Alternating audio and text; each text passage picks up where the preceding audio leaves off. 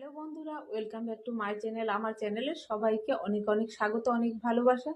আশা করছি তোমরা সবাই ভালো আছো। বন্ধুরা দেখো, এই যে এখন বানাচ্ছি পুলি পিঠে।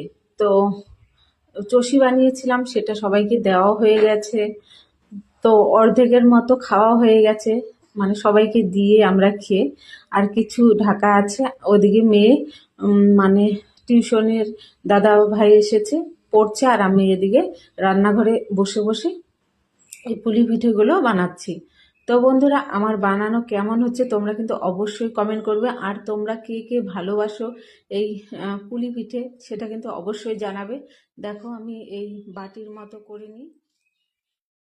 তারপরে এটাতে মানে ক্ষীর পুর বানিয়েছি আর কি। ক্ষীর এনে জাল দিয়ে নিয়েছি, মানে একটু চিনি দিয়ে, যেহেতু ক্ষীর বেশি মিষ্টি হয় না।